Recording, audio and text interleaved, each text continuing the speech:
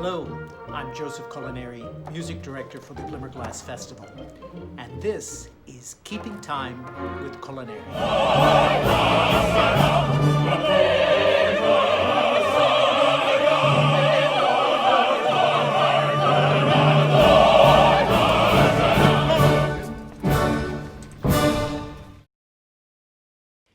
In this mini-course, we will take an overview of the art of opera from its beginnings through the present day.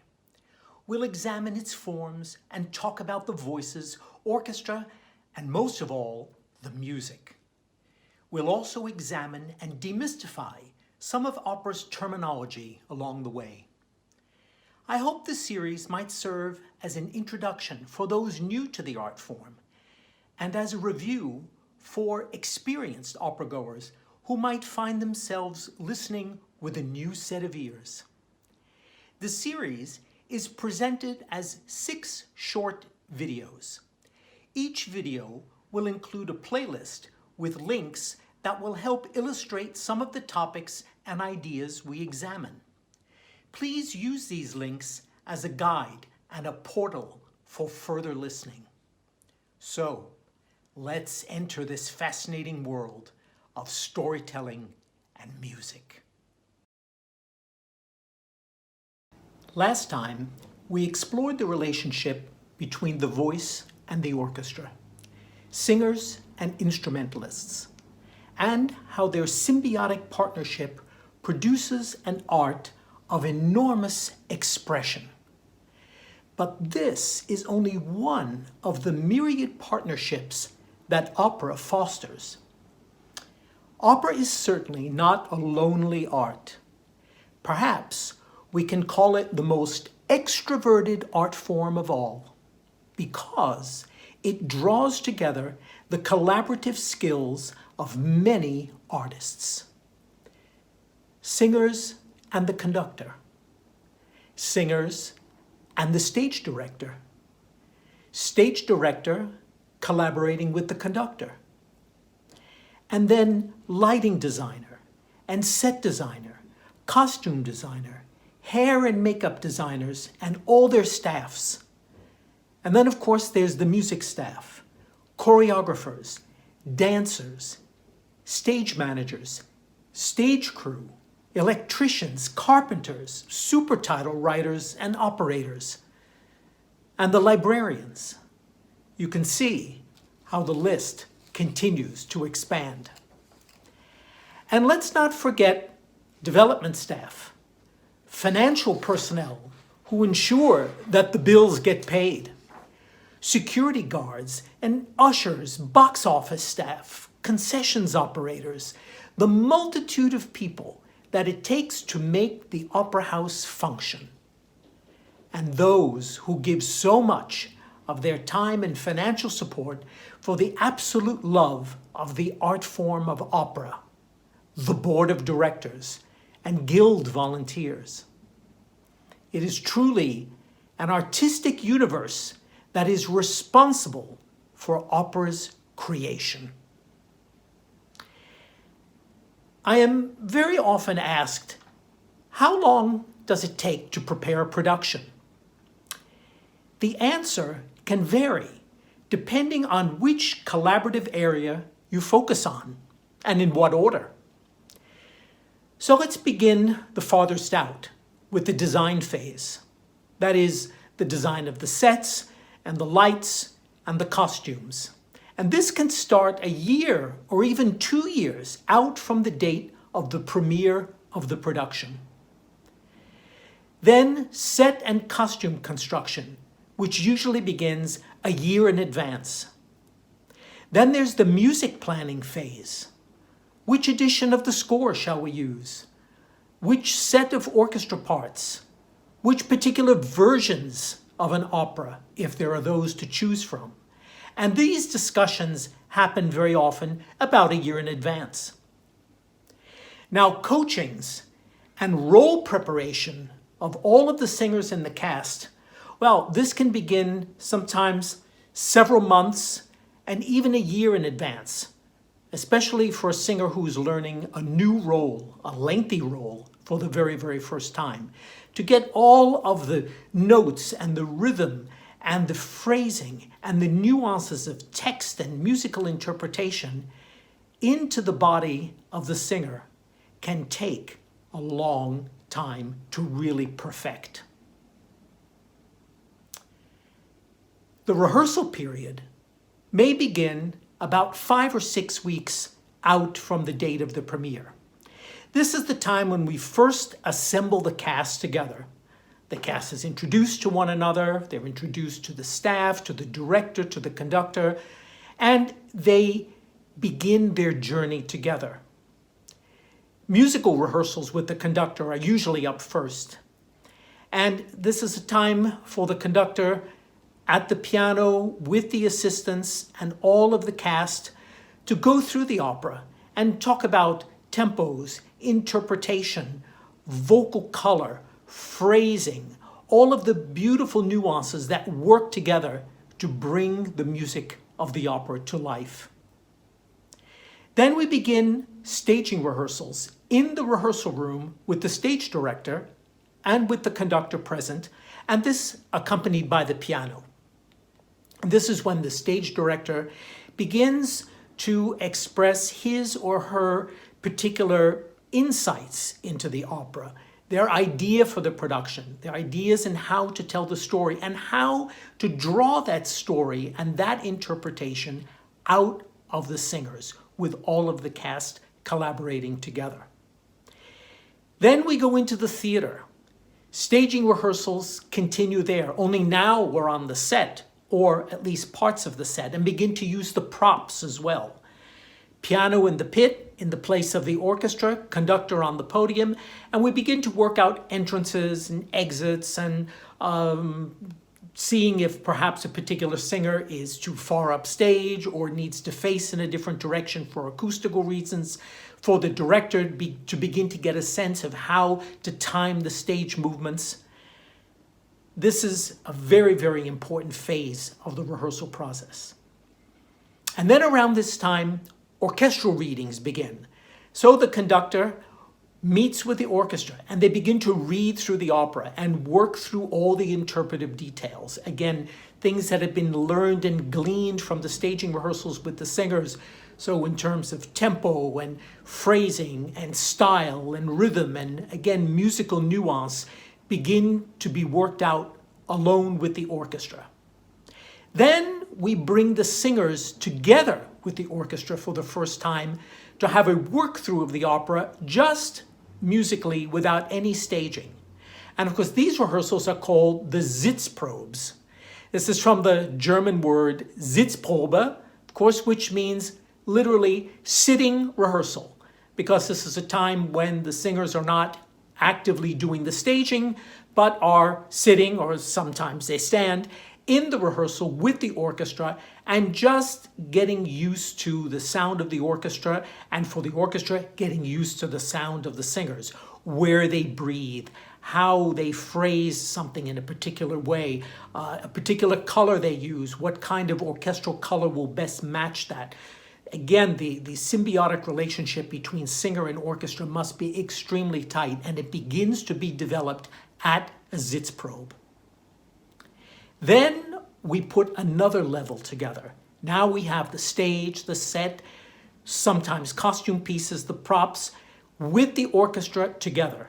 And we begin to add lights, and we add the costumes as well.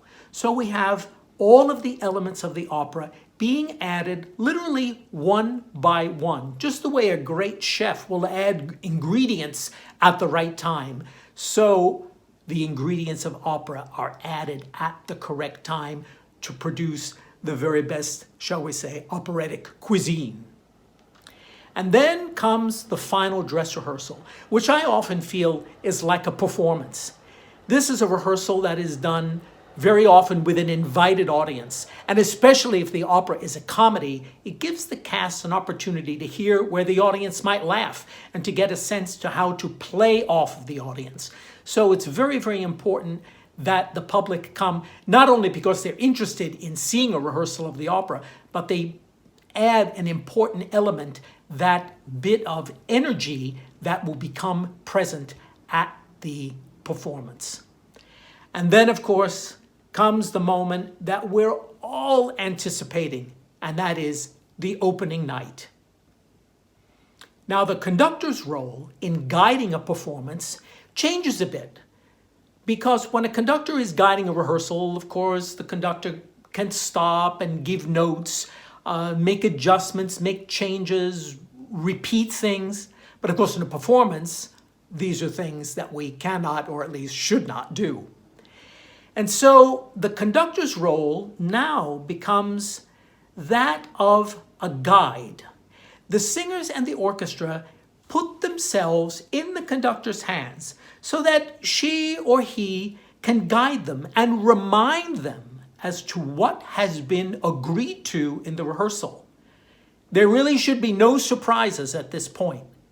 Only the spontaneity of live performance energy that happens when a public is present in the theater. The performers and the audience really do communicate. They do form a relationship, and they do feed off one another. In theater, there's a term that we use, the fourth wall. And of course, traditionally, that means the invisible or imaginary wall that is at the edge of the stage, that separates the stage from the house, the stage and the performers from the audience. Well, of course, in an opera house, we have an orchestra in the pit in front of the stage, so the fourth wall very often gets moved just behind the conductor. However, I always like to think that audience and performers are always in a collaborative relationship, and so that we are always in the process of breaking down the fourth wall. You know, at Glimmerglass, I will very often give a preview talk before a performance. And during those previews, I often like to tell the audience that they are part of the performance, that that fourth wall indeed comes down, and that we need to hear them participating, because as much as we are putting out the music, so the audience is receiving that music. And there's sort of a communal event that begins to happen here, with the music coming forward and the audience receiving it and then responding back. So that response from the audience is absolutely crucial. So a performance then with a live audience is very much a situation of give and take. And rather than having a fourth wall up, I think it's so much better and so much more communal to understand it as everyone in the single space of the theater communicating the opera, communicating the piece together. It can be a glorious experience. Now, of course, there is the necessity of keeping the show alive and growing over a series of performances. Very often we will perform a particular opera in a season, sometimes 6, 8, even 12 or 14 times in the course of a particular season. Sometimes with a little space in between. There might be 2 performances in a particular week, then a week with no performances of that opera while something else is being played, and then the opera comes back for another group of performances. So we have to create a particular arc, that shape which is so palpably felt by the performances, by the performers as they feel the music and the performances move across time through the course of a season. And this really can be the most exciting and the most gratifying element of all, watching the opera grow over the course of this series of performances as it is allowed to take wing. Opera is a living art, and one that we must recreate each time that we perform it. It's not like a graphic art, something that we view in its original created state. No, rather, we must bring it to life anew at each performance This is the exciting thing about music, because it is a recreative art. And of course, that is what so attracts me to opera, in that we must renew it, we must create it, we must make it anew each time we perform it. Over the course of this series, my aim has been to take an overview of the art of opera, its architecture, and all the elements that make it tick. But beyond that, opera is art, something elusive and inextricably bound to human emotion. And that can be very difficult to pin down. However, we can say for sure that because opera tells our stories and expresses our emotions in a vibrant and meaningful way, it is essential. The arts are what humankind will be remembered for. And not only do we tell our stories, but we listen to the stories of others, allowing us to connect to one another and to the world at large. Once we get to know one another and to know about one another, we can shed our suspicions and fears. We can see clearly what we all have in common as the great family of humanity. You see, I believe that opera and the arts are crucial in that they open our hearts and minds to one another and to a greater world of deep understanding, enduring goodness, and mutual respect.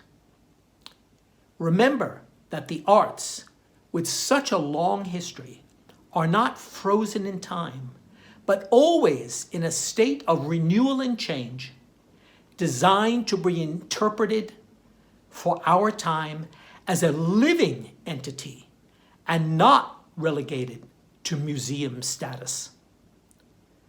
Through the reinterpretation of older works and the composition of new works, opera is constantly renewed. The arts, by their very nature, are subject to and influenced by life events, both the good and the bad. Yet, I believe in the transformative power of goodness in this world as expressed through opera. As opera goes, so go all the arts. And we must give opera our best and finest efforts as we recreate what has come before and create what is new, because nothing less will do. Opera is the greatest artistic enterprise. Let us always be united together to keep it so. Thank you for listening.